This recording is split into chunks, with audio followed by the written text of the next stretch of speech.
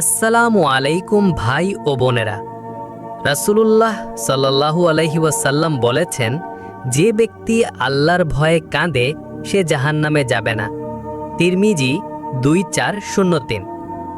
ভাই ও বোনেরা, আল্লাহর ভয়ে হৃদয়ে রাখাটা আমাদের ঈমানের নিদর্শন। যখন আমরা একাকী কাঁদি, কারো দেখার সময় না, ঠিক তখন আল্লাহ জানেন এই বান্দা আমাকে ভয় পায়।